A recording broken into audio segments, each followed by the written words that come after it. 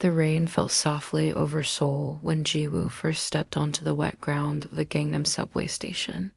She wore a beige Burberry wool coat, expensive Italian shoes, and carried a bag that cost more than most people earned in a year.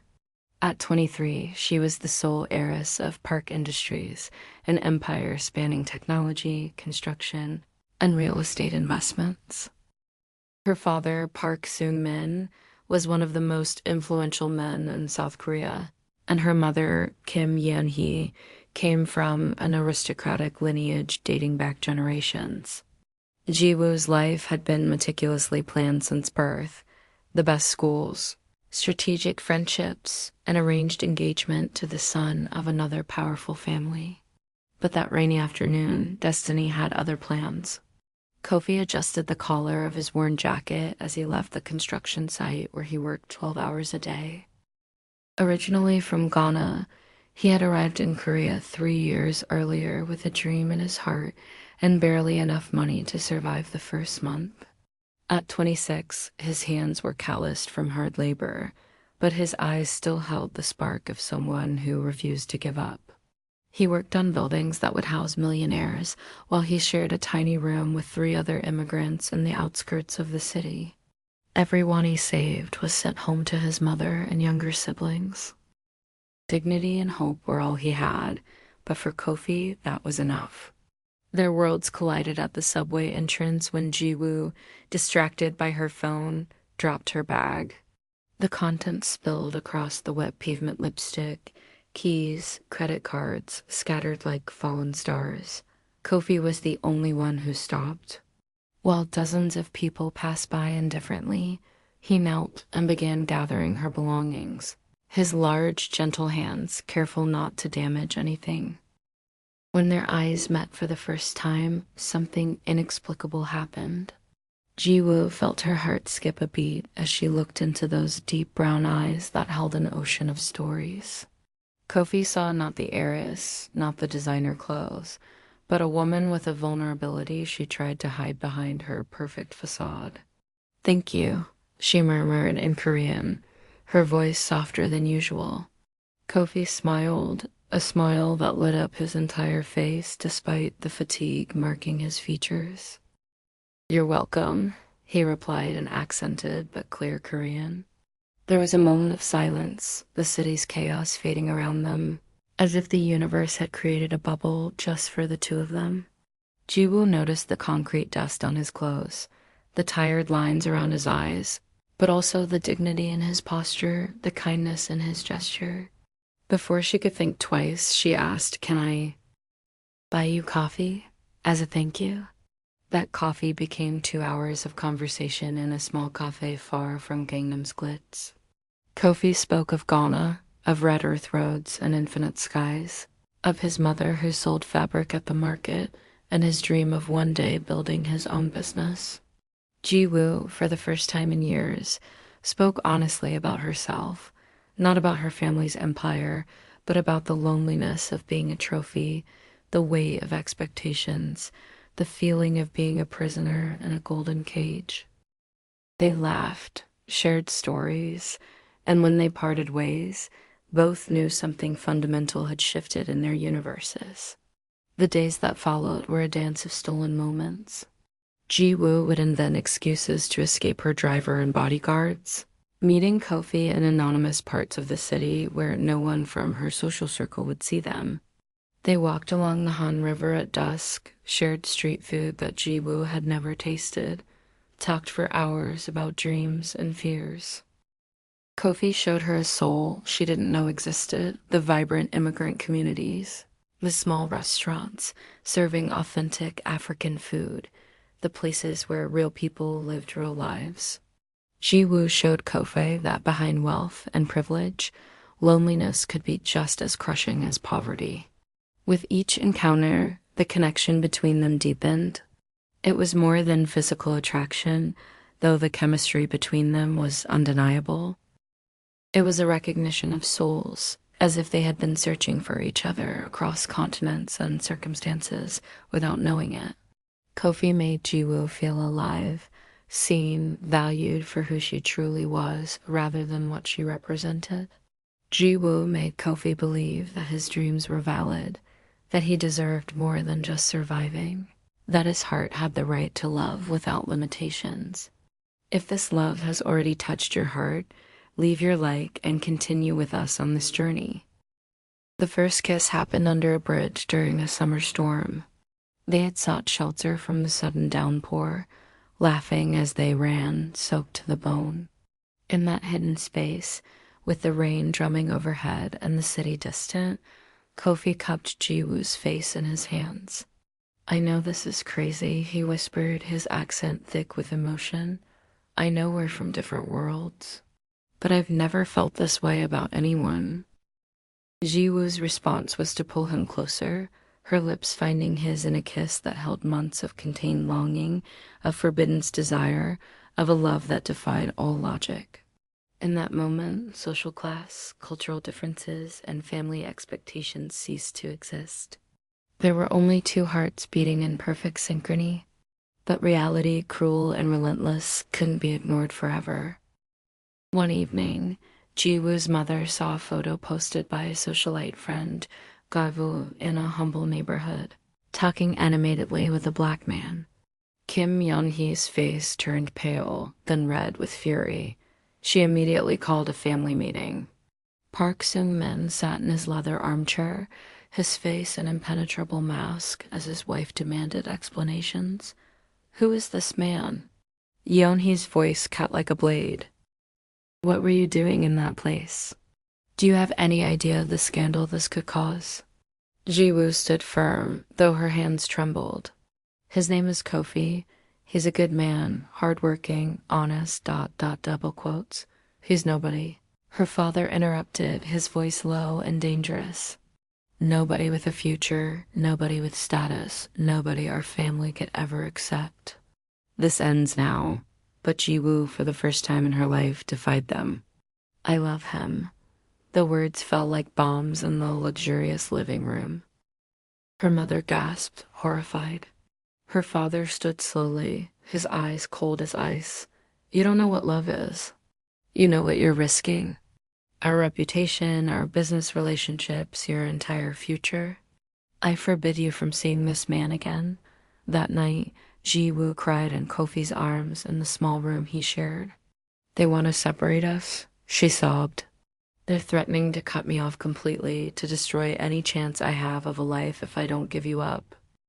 Kofi held her tightly, his own heart breaking. He had known this moment would come, had feared it since the first day.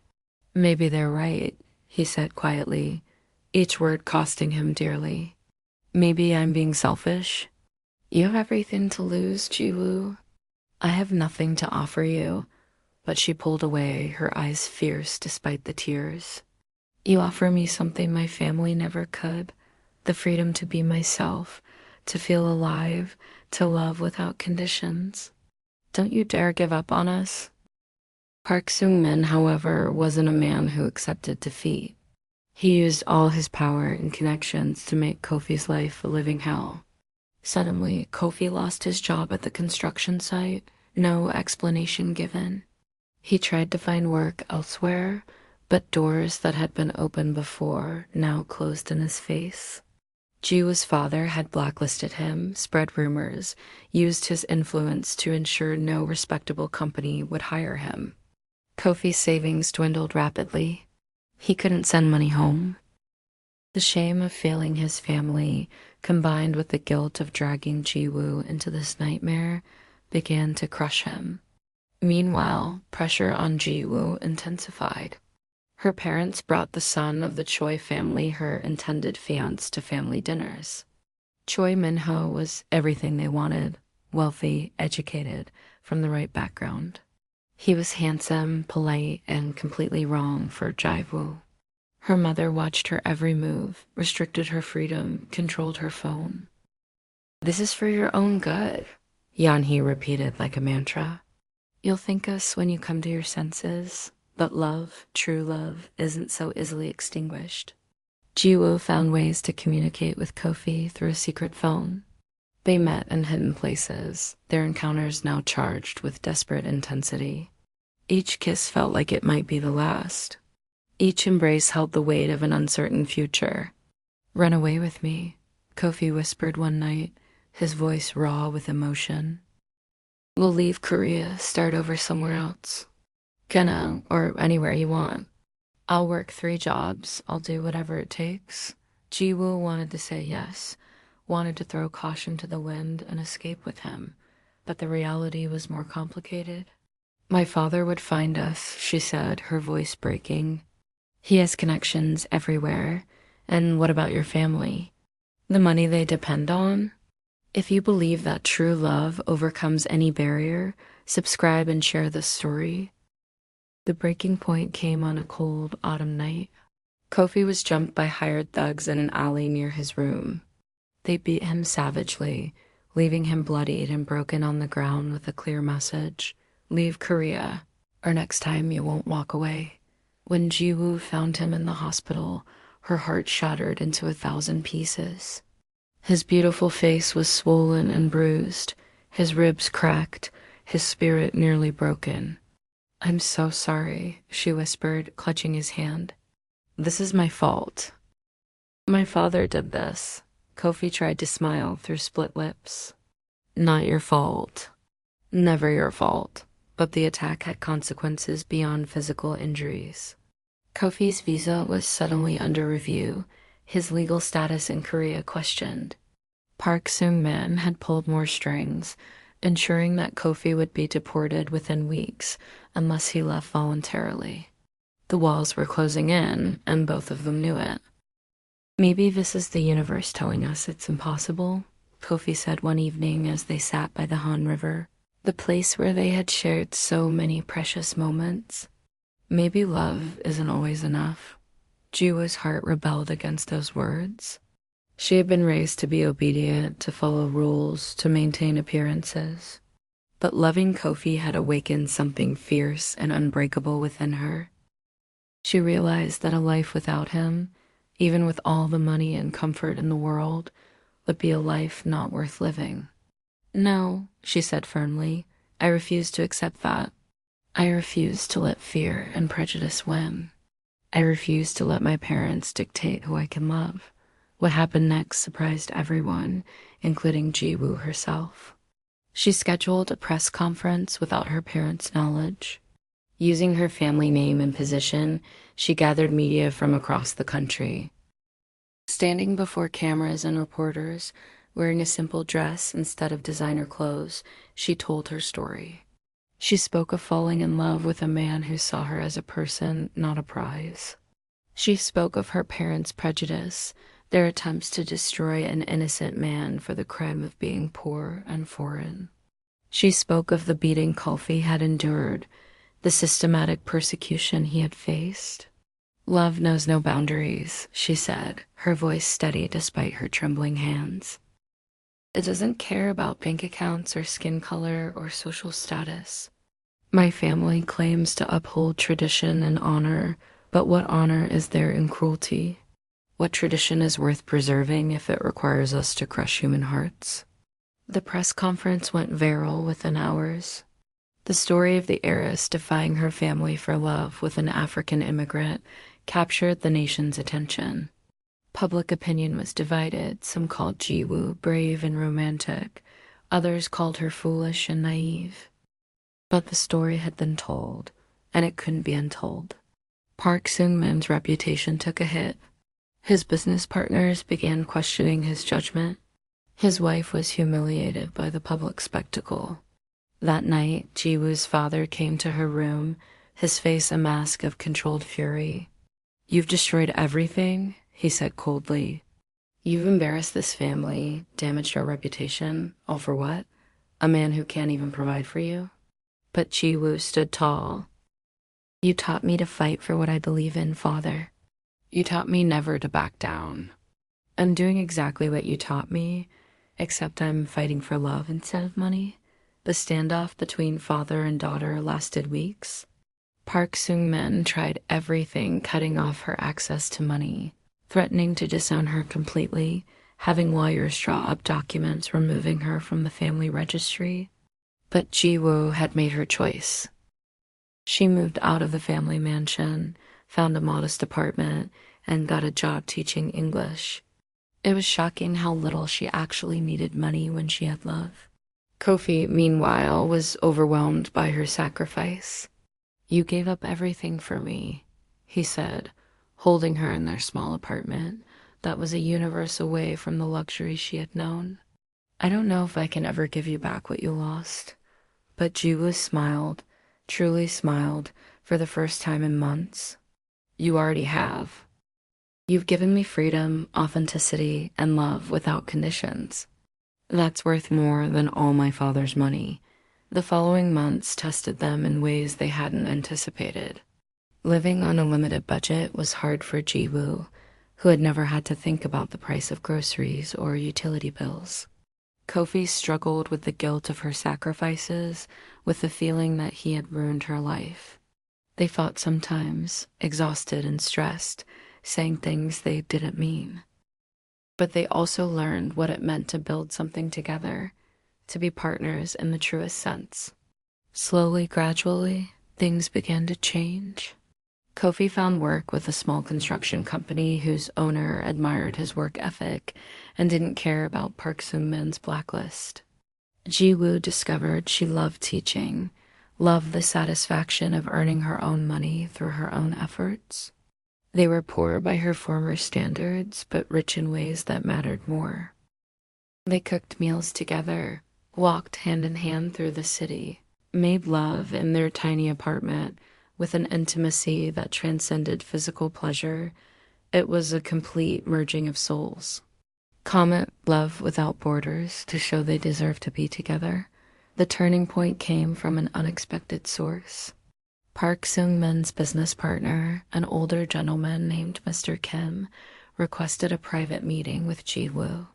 They met in a quiet cafe, and the man studied her with shrewd eyes. "I've watched your father for 30 years, he said.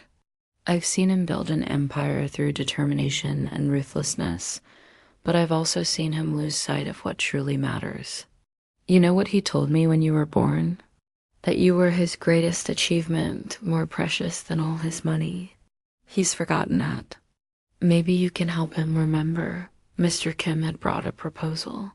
He had convinced other board members that Park Seung-min's personal vendetta was affecting the company's image. He suggested a compromise. If Jiwoo agreed to formally join the company and learn the business, Park Seung-min would accept her relationship with Kofi. It wasn't unconditional acceptance, but it was a crack in the wall, a possibility of reconciliation. Jiwoo met with her father for the first time in months. They sat across from each other in his office, the space heavy with unspoken emotions. Park Seung-min looked older, wearier. "I've been thinking," he said finally, his voice lacking its usual steel, "about what you said, about what I taught you. Maybe I taught you too well. You're more stubborn than I ever was." Jiwoo said nothing, waiting. Her father continued, each word seemingly difficult. "I can't say I understand your choices. I can't pretend I'm happy about them. But you're my daughter, my only child. And losing you has been ... quote, he paused, his composure cracking slightly, harder than I expected. It wasn't a fairy tale reconciliation. Park Seung-min didn't suddenly embrace Kofi as a son, but he agreed to meet him, to give him a chance. That dinner was tense and awkward, with Kofi sitting in the same mansion he had only seen from the outside, wearing his best clothes that still looked shabby compared to the surroundings. Park Seung-min asked hard questions, tested him, looked for weaknesses. But Kofi answered with honesty and dignity. He didn't pretend to be something he wasn't. He didn't apologize for loving Jiwoo. He simply spoke from his heart about his dreams, his values, and his commitment to making Jiwoo happy. Kim Yeon-hee was harder to convince. She represented old traditions, old prejudices that ran deeper than business concerns. But slowly, watching her daughter's happiness, Seeing the way Kofi treated Jiwoo with respect and tenderness, something in her began to soften. It started with small things, a nod instead of a glare, a civil word instead of silence. It wasn't acceptance, not yet, but it was a beginning. 2 years passed. Kofi's small construction business grew steadily, helped by a loan from Mr. Kim and Kofi's own hard work and skill. He employed other immigrants, gave them fair wages and dignity. Jiwoo worked alongside her father, proving herself capable and innovative, bringing fresh ideas to the company. Their relationship remained complicated, built on respect rather than warmth, but it existed. The wedding was not the lavish affair Park Seung-min would have once demanded, but a blend of both cultures, Korean and Ghanaian traditions woven together in a beautiful ceremony that celebrated not just two people, but two worlds coming together. Jiwoo wore both a traditional Korean hanbok and a Ghanaian kente cloth. Kofi's mother flew in from Ghana, her face wet with happy tears as she embraced her new daughter. Park Seung-min walked Jiwoo down the aisle, and in that moment, some of the ice in his heart finally melted. He whispered, "Be happy. That's all I ever really wanted for you." The reception was filled with faces from every part of their journey: Jiwoo's corporate colleagues, Kofi's immigrant friends, family from both sides of the world. As they danced their first dance, Jiwoo leaned her head against Kofi's chest, listening to his heartbeat. "Was it worth it?" he asked softly. "All the pain, the struggle, the sacrifices." She looked up at him, her eyes bright with unshed tears of joy. "Every single moment. I would do it all again, 1,000 times over." Their story became something larger than themselves. In a society still grappling with prejudice and rigid class structures, they represented hope proof that love could indeed overcome barriers, that courage could change minds, that two people from opposite ends of the earth could build a life together.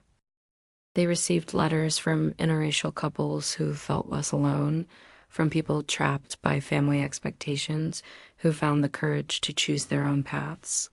As the night deepened and guests departed, Jiwoo and Kofi stood on the balcony of the venue, looking out over Seoul's glittering skyline. Somewhere in that vast city was the subway station where they had first met, the cafe where they had fallen in love, the hospital where their love had been tested, the apartment where they had built their life together piece by piece. "Do you ever think about how different things could have been?" Jiwoo asked. "If I hadn't dropped my bag that day? If you had walked past like everyone else?" Kofi pulled her closer, kissing the top of her head. "I think we would have found each other somehow. Maybe not that day, maybe not in that way. But souls like ours, they're meant to find each other. Destiny doesn't ask permission from society or families. It just happens," and Jiwoo knew he was right. Their love hadn't been easy, hadn't been simple or convenient. It had required them to be brave, to fight, to sacrifice and compromise.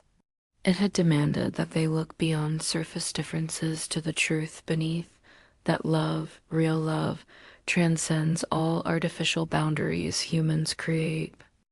Years later, they would tell their children, a beautiful blend of both their heritages, about that rainy day in Gangnam. They would speak of the obstacles they faced, not to frighten them, but to teach them that anything worth having is worth fighting for. They would show them that prejudice loses its power when confronted with courage, that tradition can evolve without losing its essence, that two people from different worlds can create a beautiful new world all their own. Park Seung-min, now a grandfather, would hold his grandchildren with the tenderness he had rarely shown even to Jiwoo. In their faces, he would see the future he hadn't known to hope for, a future where love mattered more than lineage, where character outweighed currency, where the barriers he had spent his life maintaining no longer seemed important. He would never fully admit he had been wrong, but his actions spoke louder than words ever could. The construction company Kofi built grew into a successful enterprise, employing hundreds and known for its ethical practices and community investment. Jiwoo's work at Park Industries brought innovation and a social consciousness that transformed the company's reputation. Together, they established a foundation supporting immigrants pursuing education and business opportunities in Korea, giving others the chances that had been so hard-won for them. On their anniversary, they would return to that small cafe where they had first truly talked. It looked exactly the same, untouched by time and trend. They would order the same coffee, sit in the same corner, and remember who they had been. Two lonely souls searching for something they couldn't name. "I found more than love with you," Jiwoo would say, her hand in Kofi's. "I found myself. The real me, not the version my family wanted me to be." And Kofi would reply, "You showed me that I was worthy of love, that my dreams weren't foolish, that I deserved more than just survival. You gave me a life, not just an existence."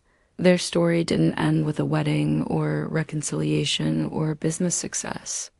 It continued every single day, in the small moments and grand gestures, in the challenges they faced together and the joys they celebrated. It lived in the way they looked at each other across a crowded room, in the language they created that was part Korean, part English, part Chui, and entirely their own. It existed in the meals they cooked blending kimchi and jollof rice, in the lullabies they sang mixing both cultures, in the life they built that honored both their origins while creating something entirely new. And on quiet nights, when the city slept and they lay in each other's arms, they would sometimes talk about that moment in the rain, when a drop bag led to a conversation that changed everything.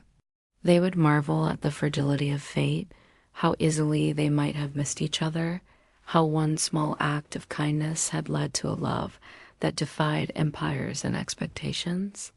"Thank you," Jiwoo would whisper into the darkness, for stopping when everyone else walked by. And Kofi would hold her tighter, his voice warm with emotion. "Thank you for seeing me when everyone else looked through me." Their love story became a testament to a simple but profound truth, that the human heart knows no boundaries, respects no barriers, and answers to no authority but its own.